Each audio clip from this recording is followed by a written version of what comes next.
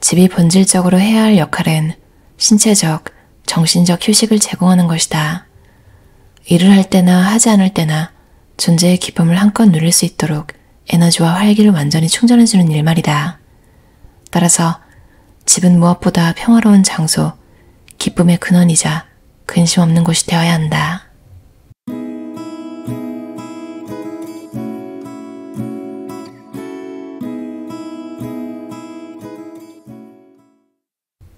큰 집에서는 집의 노예가 되고 만다.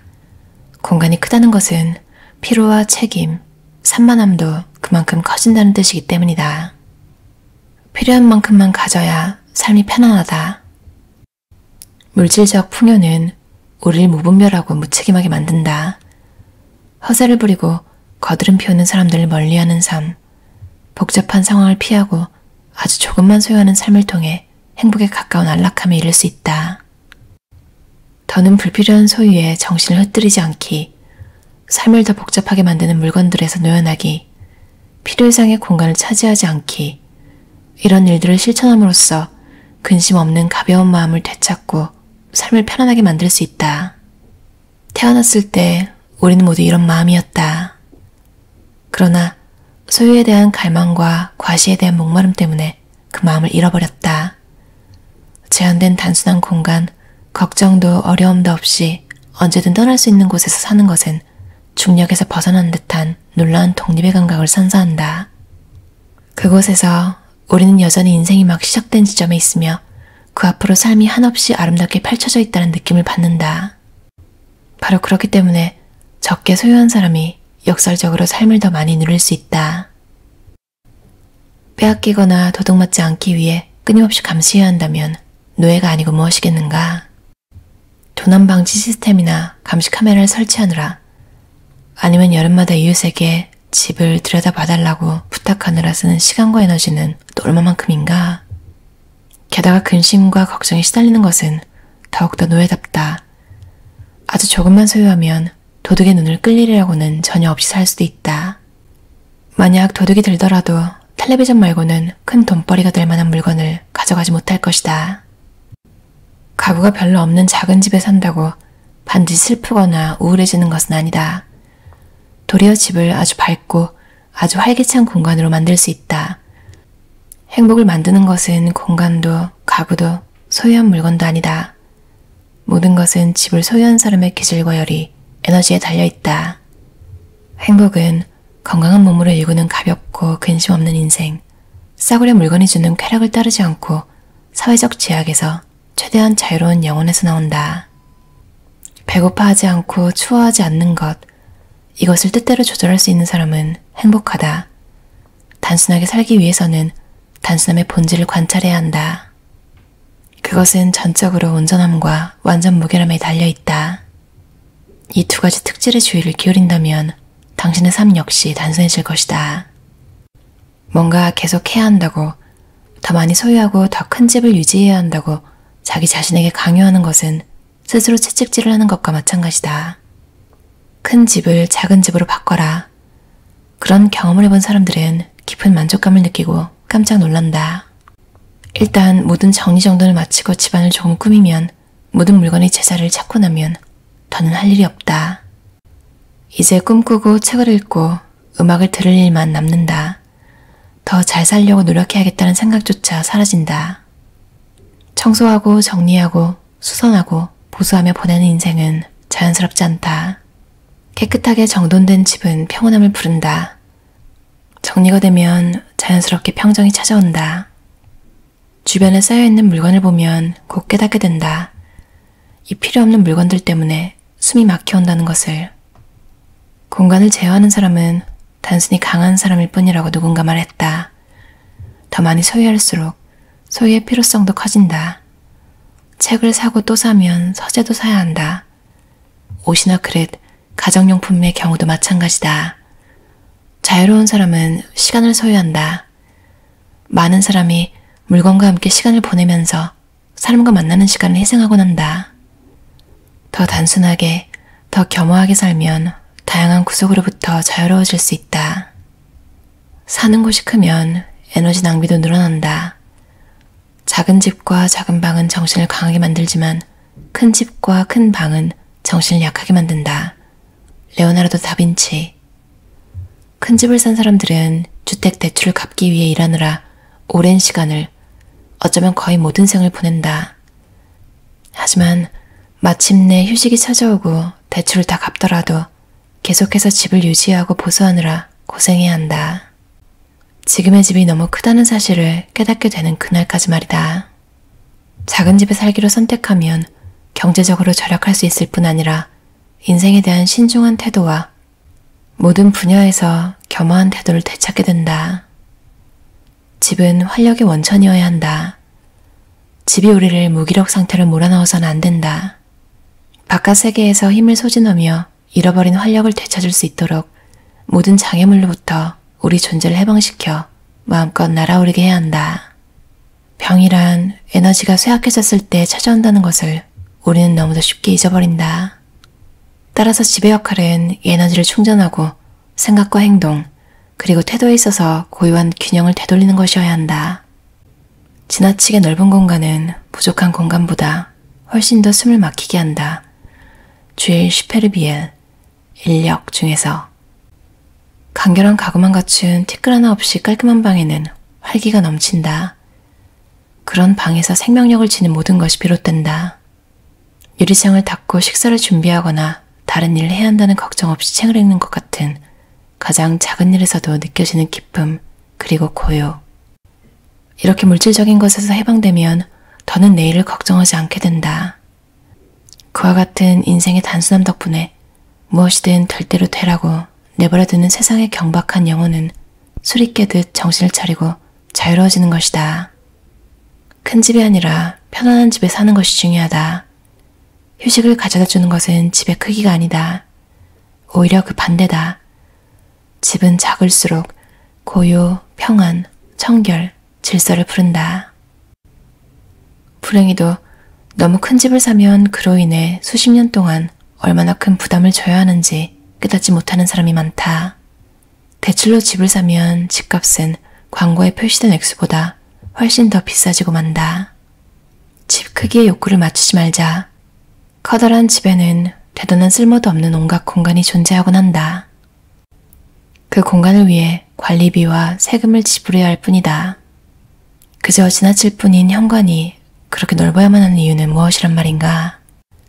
우리는 집이 넓을수록 가구를 더 많이 채우고 더 많이 정돈하고 더 많이 장식해야 한다는 사실도 잊고 있다.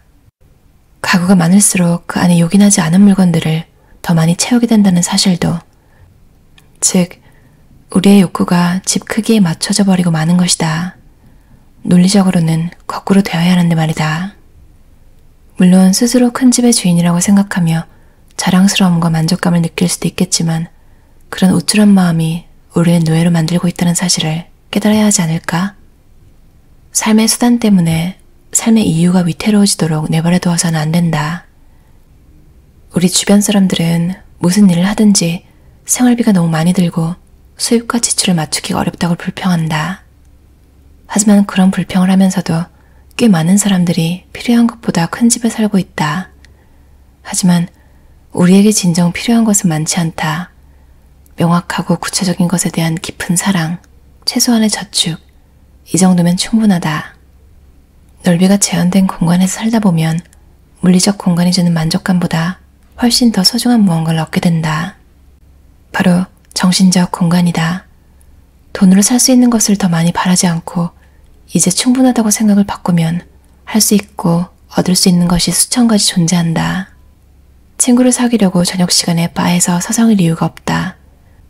작은 집에서 잘 사는 법을 배우다 보면 기분 좋은 절약의 의미를 다시 깨닫게 될 것이다.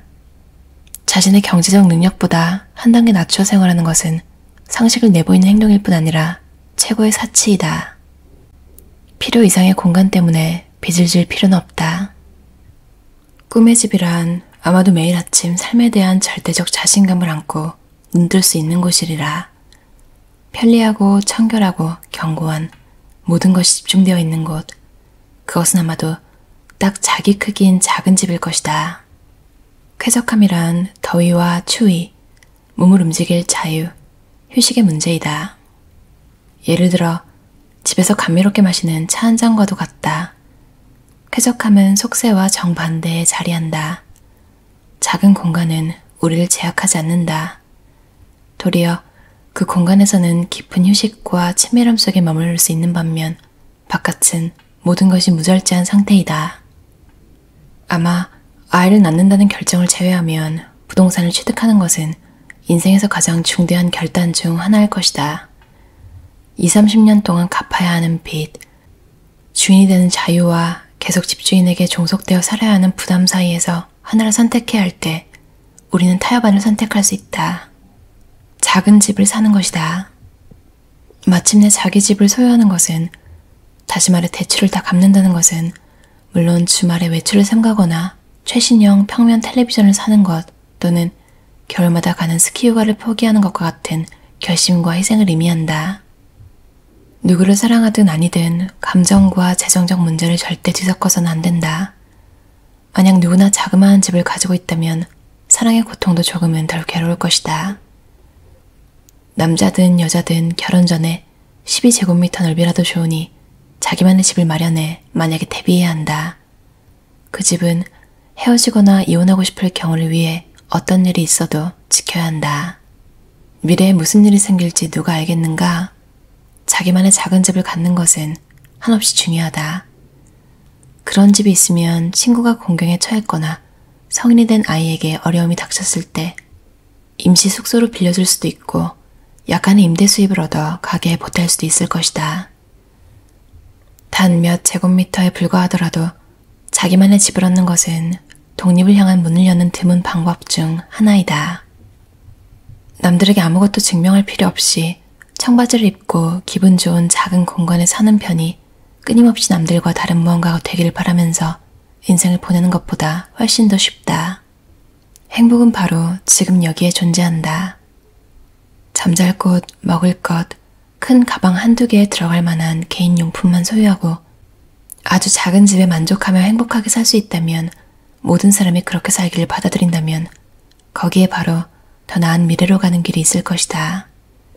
소비주의의 사슬과 타인의 시선에서 벗어나 자신의 취향에 열중하는 것, 바로 이런 것이 정점에 오른 존재의 미학을 보여준다. 도미니크 로로 저자의 작은 집을 예찬한다라는 책이었는데요. 요즘 그냥 작은 집 이런 걸 막 살 건 아닌데 그냥 괜히 시세랑 이런 거 알아보고 싶어서 막 보고 있는데 2개짜리 아파트 막 이런 거 본단 말이에요. 근데 갑자기 책이 다시 생각이 나더라고요. 한 칸짜리는 어떨까? 그냥 갑자기 한 칸짜리로 기준을 내리니까 갑자기 그 월에 납부해야 되는 돈이 확 줄더라고요. 당연하겠지만. 그러면서 진짜 마음이 훨씬 가볍고, 아직 산 것도 아니에요. 혼자 그냥 보면서 상상하는데도 이미 그 대출금이 줄어드는 게 엄청 마음이 가벼워지더라고요. 이 책을 읽으면서 또 그냥 만약에 사게 되면 작은 거를 사고 싶다 이런 생각이 들었어요. 그리고 또 렌트를 하는 게 더 편하지 않을까? 막 이런 생각을 또 하면서 렌트가 낫나 사는 게 낫나? 당연히 사는 게 낫지 이렇게 생각할 수도 있는데 모르는 거잖아요. 집값이 막 떨어질 수도 있고 막 아무튼 그런 일은 잘 없겠지만, 그냥 이 책에도 나왔는데 겁쟁이라고는 적혀있지 않은데 그냥 겁이 나는 거라고. 20, 30년 동안 내가 그 돈을 낼 여력이 없을 거라고 믿는, 와 그게 딱 저거든요. 그러니까 일을 쉰 적이 거의 없는데도 인생에서 왜 그런 생각을 하는지 잘 모르겠어요. 그냥 자존감이 낮고 좀 그런가? 조금 임포스터 신드롬이라고, 가면 증후군. 그러니까 내가 일을 하고 있는 건가 막 이런 생각하는 거 있잖아요, 혼자.